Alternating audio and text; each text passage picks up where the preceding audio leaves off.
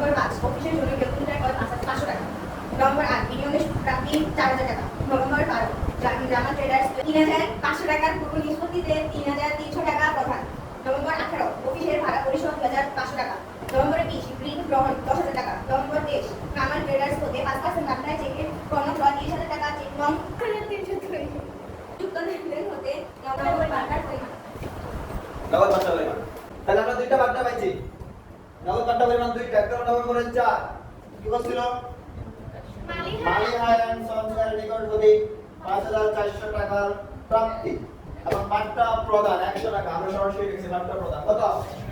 তারপরে বলছে নম্বরের 12 জামা ট্রেডার্সকে 3500 টাকার পূর্ণ নিষ্পত্তিতে 3300 টাকা প্রদান। তাহলে দেইটা কত টাকা? 200 টাকা। তাহলে 200 টাকা হলো বার্তা প্রাপ্তি নাকি?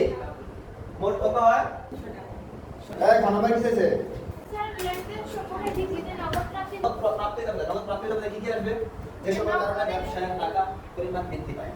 তার মধ্যে রয়েছে নভেম্বরের 1 তারিখ বলছে শহীদের নিকট থেকে 5000 টাকা 5% বার্তা নগদে বিক্রয় 8000 টাকা। এই বার্তাটা কি বার্তা?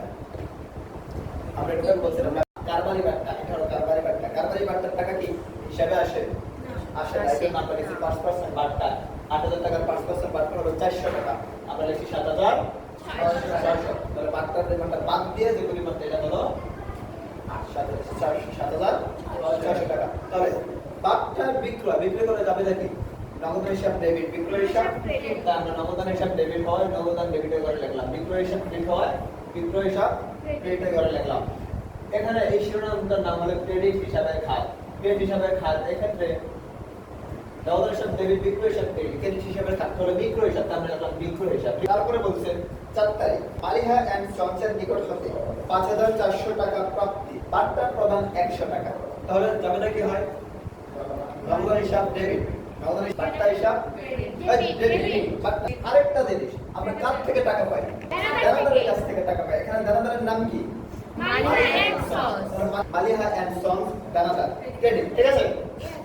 তাই আমরা লিখলাম নগদ হিসাব ডেবিট, অর্থ বার্তা ক্রেডিট ডেবিট, দেনাদার ক্রেডিট। বিপরীত নাম ক্রেডিট হিসাবের নামটা হলো মালিহা এন্ড সন্স।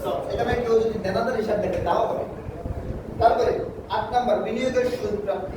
যাবেটা কি হয়? নগদ হিসাব ডেবিট, সুদ আয় ক্রেডিট। নগদ হিসাব ডেবিট, সুদ আয় ক্রেডিট। তাহলে নগদ হিসাব ডেবিট, নগদ হিসাব ডেবিট হয় আমরা ডেবিটের করে লিখলাম। সুদ আয় নামে কোনো ঘর নাই, এজন্য আমরা লিখলাম অন্যান্য হিসাব ক্রেডিট। ঠিক আছে? ক্রেডিট হিসাবে খাতের নাম হলো সুদ আয়, এজন্য আমরা লিখে দিলাম সুদ আয়। ঠিক আছে? ক্রেডিট হিসাবে খাতে করে লিখলাম কি আয়? সুদ আয়।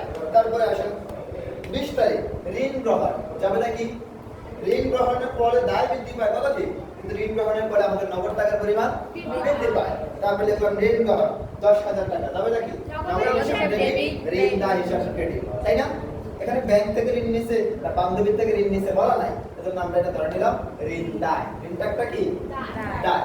তাহলে নগদ হিসাব ডেবিট, ঋণ দায় নামে কোনো ঘর নেই, এজন্য আমরা লিখলাম অন্যান্য ঘরে। কত টাকা? 10000 টাকা। ক্রেডিট হিসাবের বা ক্রেডিট খাতের নাম ছিল কি? ঋণ দায় হিসাব, এজন্য আমরা লিখে দিলাম ঋণ দায় হিসাব ক্রেডিট। এবার সবগুলো নগদ টাকা যোগ করব, সবগুলো বার্তার টাকা যোগ করব, সবগুলো বিক্রয়ের টাকা যোগ করব, দেনাদারের টাকা যোগ করব, অন্যান্য টাকা যোগ করব। যোগ করলে নগদের টাকা হয় 27000, প্রদত্ত বার্তা হয় 100, বিক্রয় হয় 7600, দেনাদার হয় 5500, অন্যান্য হিসাব হয় 14000। কারো কোনো প্রশ্ন আছে? মনে রাখবেন নগদ প্রদান নগদ প্রাপ্তির বিপরীত। ঠিক আছে? নগদ প্রাপ্তিতে যে যে ঘরগুলো হয়েছে তার বিপরীত ঘরগুলো হবে নগদ প্রদান। নগদ প্রদান যাবে না। নগদ প্রদান যাবে কি কি আসে? যে সকল কারণে নগদের টাকা হ্রাস পায়, সকল লেনদেনগুলো নিয়ে তৈরি হয় নগদ প্রদান যাবে না। তার মধ্যে প্রথমে আছে 5 তারিখ। 5 তারিখে বলছে অফিসের জন্য একটি ক্যালকুলেটর কয় 500 টাকা। যাবে কি হবে? ক্রয় হিসাব ডেবিট। ক্রয় হিসাব হবে না এখানে। এখানে হবে মনিহারি হিসাব ডেবিট, বিপরীত নাম নগদ হিসাব ক্রেডিট।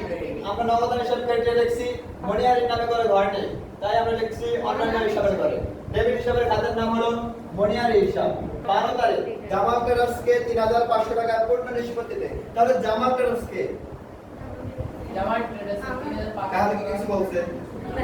আমরা দেখি কা কেন শেষ করতে দে। জামাত ট্রেডার্সকে ৩৫০০ টাকা পূর্ণ নিষ্পত্তিতে ৩৩০০ টাকা প্রদান। তাহলে আমরা কাকে টাকা প্রদান করি?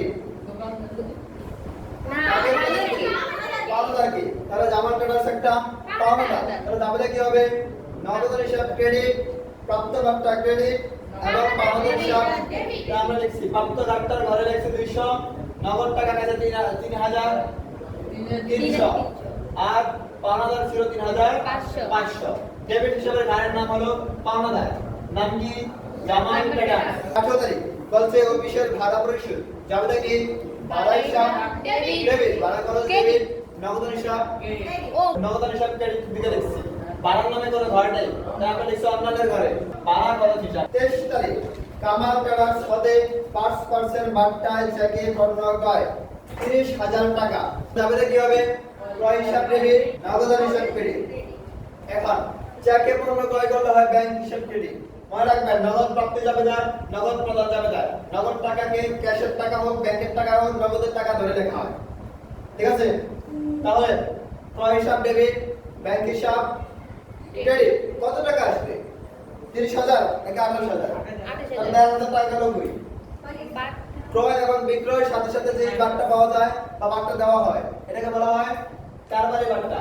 কারবারি বাট্টার টাকা হিসাবে অন্তর্ভুক্ত হবে না, এইজন্য আমরা এখানে লিখব না। আমরা লিখব ২৮,৫০০ টাকা। তাহলে যাবে না ক্রয় হিসাব ডেবিট ৮,৫০০, নগদ হিসাব ক্রেডিট ৮,৫০০। ডেবিট হিসাবের নাম হলো ক্রয় হিসাব, আমরা লিখছি ক্রয় হিসাব।